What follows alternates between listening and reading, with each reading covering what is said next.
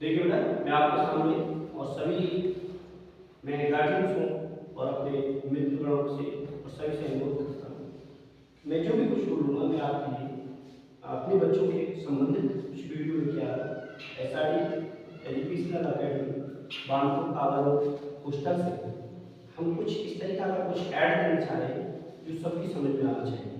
वो ऐड का संबंधित समझ लो या कुछ भविष्य का संबंध समझ लो उससे।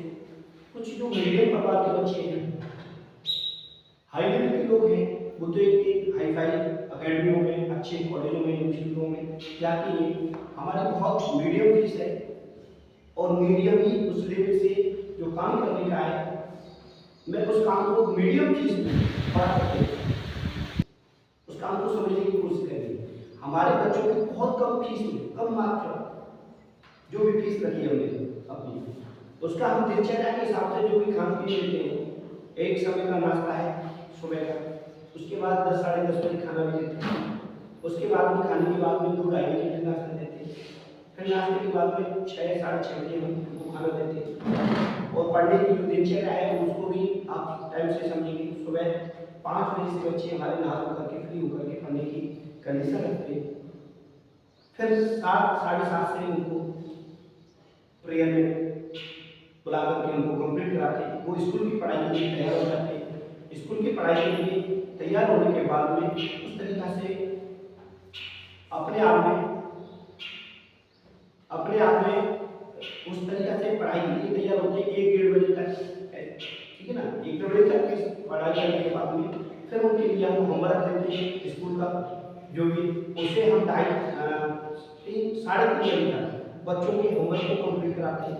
3:30 बजे तक 2:30 बजे तक कंप्लीट करा देते हैं और 3:30 बजे तक उनको आराम करवाते हैं। आराम करवाने के बाद में 3:30 से फिर उनको क्लास देते हैं ट्यूशन की 6:30 बजे तक, 6 बजे तक, ठीक है ना। 2-2.5 घंटे की क्लास देते हैं मैथ की, बोले वाली आर्ट्स, मतलब वो अर्थमेटिक होती है।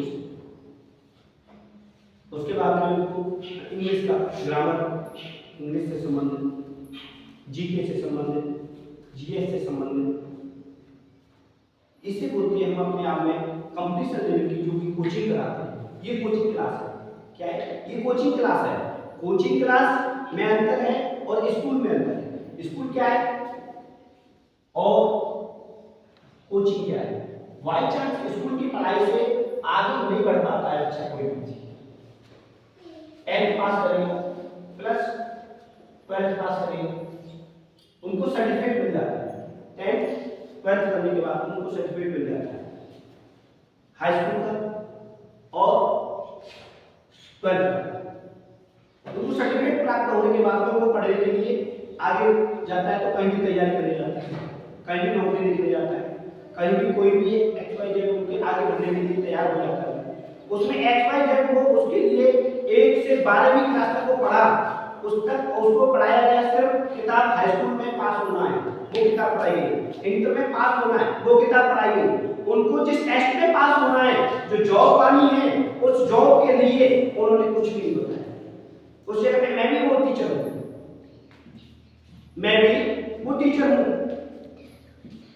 प्रदीप सिंह गुप्ता, उस ग्रुप में मैं भी शामिल हूँ। और जो भी है उस जगह पर हम खड़े हुए करके मैं इस वीडियो को इस तरीके से समझाना चाह रहा हूँ। जो हमारे गार्जियंस हैं, मीडियम पढ़े हुए हैं, मीडियम परिवार से, हाई परिवार से, हाई लेवल के, कैसे भी क्वालिटी की जो भी है, वो सिर्फ एक ही बात जानते हैं कि अपने आप में हमारा बच्चा पढ़ रहा है इंग्लिश मीडियम, हिंदी मीडियम, कोई भी भाषा पढ़ रहा है, किसी भी भाषा में, कहीं किसी स्कूल में, किसी इंग्लिश में पढ़ रहा है, मगर वो एक ही बात जानते हैं कि हाई स्कूल कर रहा है, इंटर कर रहा है। हाई स्कूल इंटर का माध्यम के साथ साथ में वो ये भी जानते हैं कि आने वाले भविष्य में इस पढ़ाई से और इस पढ़ाई के साथ में तुलना क्या होगी। हाई स्कूल करने के बाद में बच्चा कोई भी जाता है डॉक्टरी लाइन में, डॉक्टर बनने को जाता है, डॉक्टर बनने को जाता है, उसको बायोलॉजी चाहिए या मैथ चाहिए, ये तक हम नहीं कर पाते। इंजीनियरिंग में जाता है तो वो इंजीनियरिंग लेवल से वो क्या करना चाहिए, उसको मैथ चाहिए, बायोलॉजी चाहिए, किस चीज का फोकस होना चाहिए। इंजीनियरिंग में मैथ और इंग्लिश कंप्लीट होना चाहिए,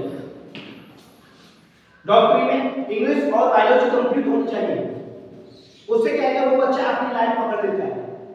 होटल मैनेजमेंट का कोर्स करता है, उसके लिए भी नॉर्मल पढ़ाई से कंप्यूटर लेवल और कुछ कार्य करना सीखना चाहिए। डॉक्टर लेवल और मास्टर लेवल के लिए आपको बीटीसी, बीएड, एमए, बड़ी से बड़ी क्वालिटी के लिए कर सकते हैं। प्राइमरी में बीटीसी राजस्थान का एसटीसी बोलते हैं उसे, बीएड करोगे 10th क्लास तक जाओगे, एमए करोगे 12th क्लास तक जाओगे टीचर बनके, जो प्रोफेशनल लाइन में जाते हैं। और नेट करने के बाद में प्रोफेशनल लाइन में चले जाते हैं, एमए करने के बाद में इंटर कॉलेज में चले जाते हैं, हाई स्कूल में बीएड से और 8th क्लास तक के स्कूल में चले जाते हैं, हाई स्कूल से 8th क्लास और 8th क्लास से हाई स्कूल तक। ये लेवल हमारी खुली हुई है, इस लेवल के अनुसार हम अपने बच्चों को मोटिवेट करना चाहते हैं। अब आ जाता है कि तो स्कूल का पढ़ाया, अब करते हैं बच्चों को, आज का समय चल रहा है मिलिट्री सैनिक स्कूल नवोदय के नाम से। एक 80,000 से लेकर के मैं समझता हूँ 1.5 लाख रुपए फीस अटेंड कर रहे हैं मिलिट्री सैनिक स्कूल के नाम से। हर स्कूल को 50-40 सीट मिल जाती है। पहले 5 कॉलेज हुआ करते थे पूरे उनके यहाँ। मैं समझता हूँ अब सुनने को आ रहा है मिलिट्री सैनिक स्कूल के बहुत सारे कॉलेजों को मान्यताएं एडेड के तौर पर दी गई है, उनको तैयार किया जा रहा है और वो उस तैयारी के हिसाब से अपने काम को कर रहे हैं। उन कामों के लेवल से समझने के लिए अपने आप में कोई भी बंदा अपने आप में किस तरीका के लेवल को देख रहा है, जान रहा है, पहचान रहा है, क्या कर रहा है, क्या नहीं कर रहा है, वो सबको पता होगा कि मेरा बच्चा क्या कर सकता है, मेरा बच्चा कहाँ जा रहा है और किस जगह पर जा रहा है, कहाँ पर किस तरीका से लेवल करनी चाहिए। उस लेवल को पहचानने के लिए हमें अपने बच्चों को मोटिवेट करना है। मिलिट्री सैनिक स्कूल में सभी जाकर के जनरल नहीं बन जाएंगे, कुछ जवान भी होंगे, सभी बेस में जनरल रेप्रेजेंट होंगे। क्या क्या वो इस लेवल तक पहुंचाया जाएगा? फिर सिर्फ मिलिट्री सैनिक स्कूल की तैयारी करेंगे। अब वो साइड कैसे चुने अलग से? उनको अपनी साइड के लेवल को चुनने के लिए उन्हें अलग से जाना पड़ेगा और अलग से जाने के लिए उन्हें फिर 5 साल 10 साल लगेंगे। ऐसे ही हमारे हाई स्कूल इंटर में जो पढ़ाई हो रही है, सिर्फ सादा सिंपल विषयों की पढ़ाई हो रही है। 6 से 5 सब्जेक्ट पढ़ाई जा रही है। 10th में 6 और 12th में 5 सब्जेक्टों को पढ़ने वाला स्टूडेंट वो उन चीजों से वाकिफ नहीं होता है कि जीके किसे कहते हैं, जीएस किसे कहते हैं, रीजनिंग किसे कहते हैं, अरिथमेटिक मैथ किसे कहते हैं, साइंस मैथ किसे कहते हैं, मतलब टेक्निकल लाइन किसे कहते हैं, उनको नहीं जानता है वो। और उनको फिर से डायरेक्ट फिजिक्स मैथ के अनुसार तो चलो वो एयरफोर्स का एच का टेस्ट देने का सक्सेस हो जाएगा, ट्वेल्थ करने वाला बच्चा कम होगा। और उसके बाद में 10th में वो 12th में पास हो गया, एनडीए में चला जाएगा। एनडीए में बाई चांस नहीं जा पाया तो कहीं का नहीं देता। अब देता है नेवी का टेस्ट, एसएसआर एक्सपेक्टेड समझ लो उसको बात। अब उसमें ये पढ़ाई नहीं आई, उसमें तो दूसरा लेवल रख दिया है सरकार ने। वो लेवल कौन सा है?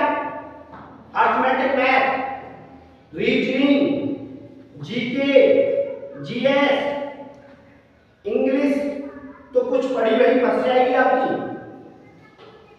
हिंदी व्याकरण भी जिसमें इंग्लिश आती है उसमें हिंदी भी आती है, उसमें हिंदी आती है उसमें इंग्लिश भी आती है। ऐसे 25 नंबर के ये मार्क रखती है। अब ये 25 नंबर के मार्कों को किस लेवल से रोक दिया जाएगा, उसको अपने आप में कंप्लीट करने का एक तरीका होगा। और सभी को इस तरीका से रोकने के लिए हमने अपने बच्चों को अभी से हम फर्स्ट क्लास से तो समझदार नहीं होता है, मैं समझता हूँ 2nd क्लास से लेकर के मैं 8th क्लास तक के बच्चों को अपने यहाँ पर कोचिंग के माध्यम से, जो कोचिंग बोलता हूँ मैं, इस लेवल को स्कूल की पढ़ाई के साथ साथ में जो स्कूल की पढ़ाई होती है हर स्कूल में होती है, वही पढ़ाई यहाँ पे चलती है 12 बजे तक, 2 बजे तक, 1:30 बजे तक जो भी टाइम होता है।